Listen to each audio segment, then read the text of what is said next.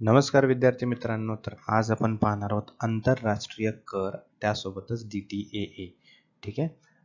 Double taxation and avoidance agreement हे सुद्धा आपण आज पाहणार आहोत. DTAA काय काय असतं, आंतरराष्ट्रीय कर कसा असतो आणि आपल्या भारतामधून जे काही म्हणजे आपल्या भारताकडून आपल्याला जर कर भरावा लागत असेल, इंटरनॅशनल टॅक्स आपल्याला द्यावा लागत असेल, तर तो किती पर्सेंट आहे, कुठल्या कंट्रीसोबत किती पर्सेंट टॅक्स असणार आहे, हे सर्व गोष्टी आपण आंतरराष्ट्रीय करमध्ये पाहणार आहोत. त्यामुळे सर्वांनी हा सेशन शेवटपर्यंत बघायचा आहे, फोकस करून बघायचा आहे. आणि आणखीन एक गोष्ट महत्त्वपूर्ण ती म्हणजे येणाऱ्या महाराष्ट्र सेट एक्झामिनेशनसाठी जे विद्यार्थी तयारी करत आहेत, कॉमर्स पेपर 2 या विषयातून ते तयारी करत आहेत, तर त्यांच्यासाठी अत्यंत महत्त्वाची गोष्ट मी आज घेऊन आलेलो आहे. ती म्हणजे जे विद्यार्थी येणाऱ्या महाराष्ट्र सेटसाठी कॉमर्स पेपर 2 मधून तयारी करत आहेत, त्यांच्यासाठी कंप्लीट कोर्स ऑफ कॉमर्स आम्ही घेऊन आलेलो आहोत. यामध्ये तुम्हाला live lectures, complete syllabus notes Marathi आणि इंग्लिश लँग्वेजमध्ये, त्यासोबत full syllabus, mock test, PYQs with explanation, marathon session सुद्धा यामध्ये असणार आहेत आणि 4000 पेक्षा जास्त MCQ सिरीज तुम्हाला मिळणार आहे. जर तुम्ही हा कोर्स आज जॉईन कराल तर तुम्हाला पेपर 1 जो आहे तो कम्प्लिटली फ्री मिळणार आहे. जॉईन करण्यासाठी तुम्हाला व्हॉट्सअप मेसेज किंवा व्हॉट्सअप कॉल करायचा आहे या नंबरवरती. अदरवाईज तुम्ही ॲपवरून सुद्धा जॉईन करू शकता. प्ले स्टोअरवरती ग्लोबल ऑनलाईन ॲप इन्स्टॉल करायचं आहे. मोबाईलमध्ये ओपन केल्यानंतर सर्च बॉक्समध्ये तुम्हाला MS set paper 2 commerce search करायचं आहे. सर्च केल्यानंतर स्टोअर सेक्शनमध्ये तुम्हाला जायचं आहे. तुम्ही रजिस्ट्रेशन केल्यानंतर तुम्हाला जो कंटेंट आहे, ओव्हरऑल कंटेंट तुमच्यासाठी अनलॉक होऊन जाईल. पण तुम्ही ॲप्लिकेशन थ्रू जर करायचं असेल तर ॲप्लिकेशन थ्रू सुद्धा तुम्ही जॉईन करू शकता. ऑलराईट. तर सर्वात आधी आपण पाहूया आंतरराष्ट्रीय कर. ठीक आहे. आंतरराष्ट्रीय कर हा विविध देशांच्या कायदेशीर तरतुदींचा मुख्य भाग म्हणून ओळखला जातो, ज्यामध्ये सीमापार व्यवहारांच्या कर पैलूंचा समावेश होतो. बरोबर. म्हणजेच प्रत्येक देश जो आहे, प्रत्येक देशाची सीमा ओलांडल्यानंतर आपण एखादा बिझनेस करत असो किंवा आपण एखादा प्रोडक्ट विक्री करत असो, ठीक आहे, जर ती विक्री किंवा जर तो प्रोडक्ट एका देशाची सीमा ओलांडून दुसऱ्या देशामध्ये विकला जात असेल, दुसऱ्या देशामध्ये बिझनेस होत असेल, तर त्या ठिकाणी त्याला कर भरावा लागतो. ठीक आहे, त्या ठिकाणी कर आकारला जातो. हे प्रत्यक्ष कर आणि अप्रत्यक्ष कर यांच्याशी संबंधित आहे. ठीक आहे. डायरेक्ट आणि इनडायरेक्ट टॅक्सेस या दोन्हीशी हा संबंधित आहे. सोप्या भाषेत आंतरराष्ट्रीय कर आकारणी म्हणजे राष्ट्रीय स्तरापलीकडे कर आकारणीचा अभ्यास, म्हणजेच बियॉन्ड नॅशनल लेवल, आपल्या नॅशनल लेवलच्या पेक्षा पुढचा विचार जर केला तर त्या लेवलपर्यंत आपलं इंटरनॅशनल टॅक्सेशन असतो. म्हणजेच आपल्या देशाच्या बाहेरील, आपल्या सीमेच्या बाहेरील जर कर पद्धती बघायची असेल तर ती म्हणजे इंटरनॅशनल टॅक्सेशन, आंतरराष्ट्रीय कर. आलं लक्षात? सोप्या भाषेत. जरी आपण सर्वजण आपल्या भारतीय कर कायद्याबद्दल खूप जागरूक आहोत, परंतु काळाची अधिक मागणी असल्याने कर आकारणीचा वेगवेगळ्या स्तरावर अभ्यास करणे आवश्यक आहे. जसं की एक जनरल म्हणून तुम्हाला सांगतो की टॅक्सेशन हे तर जनरल लोकांना माहिती असणं गरजेचंच आहे. कारण प्रत्येकजण हा काय करतो आहे, इन्कम जनरेट करतो आहे. प्रत्येकाला इन्कम लागतो आहे. बरोबर. मग तो इन्कम किती लेवलपर्यंत आहे, त्याच्यावरती किती आपल्याला टॅक्स भरावा लागतो. बरोबर. जर इन्कम देशाच्या बाहेरील असेल, देशाच्या बाहेर जाऊन इन्कम कमवलेला असेल, है ना, नॉन रेसिडेंट असेल, तर कशा प्रकारे कर द्यावा लागतो हे खूप गरजेचं आहे. ठीक आहे. जर तुम्हाला माहित असेल, आपण रेसिडेन्शियल स्टेटसमध्ये पाहिलं होतं की ज्या प्रकारे रेसिडेन्सी चेंज होते त्याच प्रकारे तुमची कर भरण्याची पद्धत जी आहे किंवा कर आकारण्याची जी पद्धत आहे ती बदलत असते. राईट. त्यामुळे आंतरराष्ट्रीय कर आणि राष्ट्रीय कर हे दोन्हीचा अभ्यास करणं तितकाच गरजेचं आहे. Basics of international taxation. ठीक आहे. आंतरराष्ट्रीय कर बद्दल काही मूलभूत गोष्टी. आंतरराष्ट्रीय कर प्रणाली म्हणजे एखाद्या व्यक्तीवर किंवा व्यवसायावरील कराचा अभ्यास किंवा निर्धारण हे वेगवेगळ्या देशांच्या कर कायद्यांच्या अधीन आहे आणि एखाद्या व्यक्तीच्या देशाच्या कर कायद्याच्या आंतरराष्ट्रीय पैलूचा विचार केला जातो. म्हणजेच थोडक्यात इंटरनॅशनल टॅक्सेशन जे आहे हे एक प्रकारचा अभ्यास आहे, ठीक आहे, ज्यामध्ये एका व्यक्तीचा किंवा बिझनेसचा, ठीक आहे, विचार केला जातो. त्यांच्या कर नियमांबद्दल विचार केला जातो. प्रत्येक कंट्री, वेगवेगळे कंट्री जे आहेत त्यांचे वेगवेगळे इंटरनॅशनल ॲस्पेक्ट्स आहेत, ठीक आहे, वेगवेगळे त्यांचे टॅक्स घेण्याची पद्धत वेगवेगळी आहे, बरोबर. मग ते इंडिव्हिज्युअल असू द्या किंवा ते बिझनेस असू द्या, करेक्ट. प्रत्येक कंट्री त्यांचे टॅक्सचे नियम जे आहेत ते वेगवेगळे आकारते आणि त्या नियमानुसार आपल्याला कर जो आहे तो भरावा लागतो प्रत्येक देशांना. समजतंय? सो हे खूप इम्पॉर्टंट आहे. पुढे बघा, आंतरराष्ट्रीय कर प्रणाली म्हणजे एखाद्या व्यक्तीवर किंवा व्यवसायावरील कराचा अभ्यास किंवा निर्धारण हा वेगवेगळ्या देशांच्या कर कायद्याच्या अधीन आहे किंवा एखाद्या देशाच्या कर कायद्याच्या आंतरराष्ट्रीय पैलूचा विचार केला जातो. आय थिंक दिस इज हे डबल झालेलं आहे, सॉरी फॉर दॅट.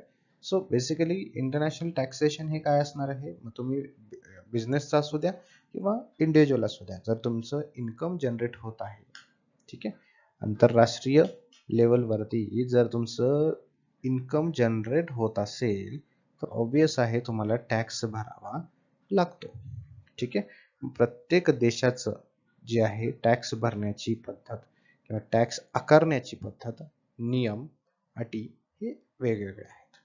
आलं लक्षात? So this is international taxation. आता पुढे आहे DTAA म्हणजेच डबल टॅक्स अवॉइडन्स ॲग्रीमेंट, ठीक आहे. Double tax avoidance agreement is a treaty, ठीक आहे. हा एक करार आहे जो दोन देशांनी स्वाक्षरी केलेला करार आहे, ठीक आहे. हा करार दोन देशाच्या मध्ये केला जातो. दोन देशांच्या सहमतीने, त्यांच्या स्वाक्षरीने हा करार केला जातो. देशाला एक आकर्षक ठिकाण बनवण्यासाठी तसेच अनिवासी भारतीयांना अनेक वेळा कर भरावा लागण्यापासून दिलासा मिळावा यासाठी हा करार करण्यात आला आहे. समजते? हा जो करार केलेला आहे, हा जो ॲग्रीमेंट केलेला आहे, हा कोणत्या कारणासाठी साईन केला गेलेला आहे? कंट्रीज, दोन कंट्रीच्या मध्ये, ठीक आहे, जे की टॅक्स पे करावा लागतो, ज्यांना की सारखा सारखा टॅक्स पे करावा लागतो, त्यांच्यासाठी काही मुभा म्हणून, त्यांना सवलत म्हणून काही गोष्टी दिल्या जातात आणि त्यासाठी हा करार जो आहे तो केला जातो. DTAA चा अर्थ असा नाही की NRI पूर्णपणे कर टाळू शकतो, परंतु याचा अर्थ असा होतो की NRI दोन्ही देशामध्ये जास्त कर भरणे टाळू शकतात. DTAA कर चुकवेगिरीच्या घटनाही कमी करते, ठीक आहे. सो बेसिकली NRI ला जे डबल टॅक्स द्यावा लागतो त्यामध्ये त्याला थोडंसं रिलीफ किंवा आपण त्याला म्हणतो की एक मुभा त्याला मिळत असते, ठीक आहे. सो DTAA ॲग्रीमेंट जर झालेला असेल, साईन झालेला असेल, तर त्यामध्ये थोडासा त्याला रिलॅक्सेशन मिळतो. कोणाला? जो कर भरत आहे त्याला. आलं लक्षात? पुढे बघा, DTAA करामध्ये रोजगारातून मिळणारे उत्पन्न, व्यवसायातील नफा, लाभांश, व्याज, रॉयल्टी, भांडवली नफा यासारख्या अनेक उत्पन्नाचा समावेश होतो, ठीक आहे. यामध्ये DTAA मध्ये भरपूर गोष्टींचा उल्लेख केलेला आहे, यामध्ये इन्क्लूड केलेला आहे, जसे की उत्पन्न आहे, इन्कम आहे, ठीक आहे, employment, business profit, dividend, interest, royalties, capital gains, हे सर्व गोष्टींचा समावेश आहे. हे करार विशिष्ट प्रकारच्या उत्पन्नावर कर लादण्याचा अधिकार कोणत्या देशाला आहेत याची मार्गदर्शन तत्वे नमूद करतात. आलं का लक्षात? काय म्हटले या ठिकाणी, हा जो ॲग्रीमेंट आहे, हा जो ॲग्रीमेंट केला जातो, यामध्ये टोटली स्पेसिफाय केलं जातं, यामध्ये नमूद केलं जातं, ठीक आहे. पूर्ण गाईडलाईन्स दिले जातात, मार्गदर्शक तत्वे यामध्ये दिले जातात, जे की कोणत्या कंट्रीला टॅक्स देण्याची किंवा टॅक्स लादण्याचा अधिकार आहे, किती लादण्याचा अधिकार आहे, याचं एक मार्गदर्शक तत्वे म्हणून नमूद केलेलं गेलं असतं. ठीक आहे. सामान्यतः ज्या देशात उत्पन्न मिळते त्या देशावर कर आकारण्याचा प्राथमिक अधिकार असतो, तर राहण्याचा देश कमी दराने कर देखील लागू करू शकतो. ठीक आहे. Typically, a country where income is generated retains the primary right to levy taxes, whereas the country of residency may also impose taxes at lower rate. म्हणजे तिथले तुम्ही रहिवासी आहात ते तर टॅक्स लावणार, ते जिथून तुम्ही इन्कम जनरेट केलेलं आहे, ज्या देशात तुम्ही इन्कम कमवलेलं आहे तिथे तर तुम्हाला टॅक्स द्यावाच लागतो, पण तुम्ही ज्या देशाचे रहिवासी आहात तिथे सुद्धा तुम्हाला कमी कमी प्रमाणात का होईना टॅक्स भरावा लागतो. आलं लक्षात? So these are now DTAA rates. आता प्रत्येक देशाचे रेट्स कसे आहेत ते तुम्हाला मी दाखवणार आहे. भारताने वेगवेगळ्या देशासोबत स्वाक्षरी केलेले DTAA त्या देशातील रहिवाशांना भरलेल्या उत्पन्नावर कर वजा करणे आवश्यक असलेला विशिष्ट दर निश्चित करतो. बरोबर. याचा अर्थ असा की जेव्हा अनिवासी नॉन रेसिडेंट भारतात उत्पन्न मिळवतात, अनिवासी भारतीय जेव्हा भारतात उत्पन्न मिळवतात, ठीक आहे, तेव्हा लागू होणारा TDS ज्या देशासोबतच्या दुहेरी कर टाळण्याच्या करामध्ये ठरवलेल्या दरानुसार असेल. ठीक आहे. आता थोडक्यात तुम्हाला मी पहिले रेट्स दाखवतो म्हणजे तुम्हाला समजेल. बघा, हे लिस्ट आहे प्रत्येक कंट्रीची. ठीक आहे. कंट्रीचं नाव दिलेलं आहे इथे. ठीक आहे. आणि इथं टॅक्स रेट दिलेला आहे. ठीक आहे. जसं की फॉर एक्झाम्पल कोलंबिया आहे. ठीक आहे. कोलंबियाला 10% आहे. बरोबर. फिनलँड आहे, फिनलँडला 10% आहे. ग्रीसला 20% आहे. बरोबर.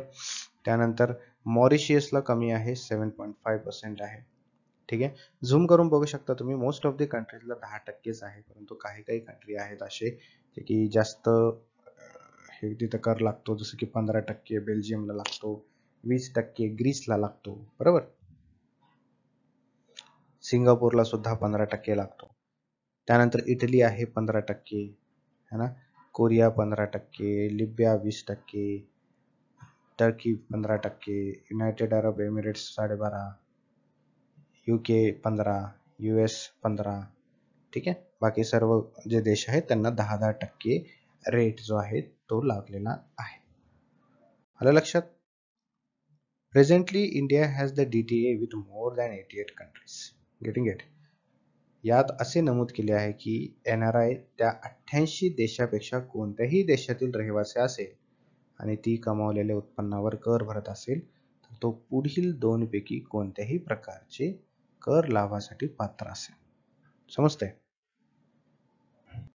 आणि ते म्हणजे काय? एक्झेम्पशन मेथड आणि क्रेडिट मेथड. एक्झेम्पशन मेथड मध्ये बघा, या पद्धतीनुसार कोणताही एक देश NRI च्या उत्पन्नावर कर लावेल. ठीक आहे. म्हणजे भारतात जर उत्पन्नावर कर आकारला गेला तर त्याच उत्पन्नावर त्याच्या स्वतःच्या देशात कर लागणार नाही. समजते का? तर यामध्ये जिथे NRI ला 2 टॅक्स भरावे लागायचे, तर तिथे एकच टॅक्स भरावा लागतो, तो म्हणजे एक्झम्पशन मेथड, जिथे फक्त एकच कंट्री जी आहे तुम्हाला टॅक्स लावेल, दुसरी कंट्री तुम्हाला टॅक्स लावणार नाही. आणि दुसरी पद्धत आहे ती म्हणजे क्रेडिट मेथड. आता क्रेडिट मेथड मध्ये काय? या पद्धतीनुसार दोन्ही देश त्या व्यक्तीच्या उत्पन्नावर कर लावतील, परंतु तो ज्या देशाचा रहिवासी असेल तो देश त्याला परकीय करात कपात करून देईल किंवा क्रेडिट देईल. समजते? यामध्ये कंडिशन अशी आहे दुसऱ्या कंडिशन मध्ये की जेव्हा या पद्धतीनुसार जर केलेला असेल, ठीक आहे, तर दोन्ही देश या व्यक्तीच्या उत्पन्नावर कर लावणार, परंतु त्याच्याकडे एक एक्झेम्पशन असा असेल, त्याच्याकडे एक गोष्ट अशी असेल ज्यामध्ये तो असं करू शकतो की त्याचं जो रहिवासी देश आहे, ठीक आहे, त्या रहिवासी देशात है ना परकीय करामध्ये तो कपात करू देईल. ठीक आहे. किंवा क्रेडिट देईल, असा बेनिफिट त्याला यातून मिळू शकतो. हे आहे तुमचं क्रेडिट मेथड. आलं लक्षात? सो हे दोन पद्धती किंवा ह्या दोन बेनिफिट आपल्या टॅक्स पेअरला मिळतात. आलं लक्षात? सो हे एक सोप्या पद्धतीने आपण बघितलेलं आहे. ठीक आहे. आय होप तुम्हाला समजलेलं असेल. जर काही डाऊट असेल तर तुम्ही नक्कीच कमेंट बॉक्समध्ये मला सांगू शकता. ठीक आहे. त्यामधून तुम्हाला आम्ही व्हॉट्सअप ग्रुपमध्ये किंवा कमेंटमध्ये तुम्हाला याचं उत्तर देण्याचा प्रयत्न करेन. All right. So thank you so much. भेटूया पुढच्या सेशनमध्ये.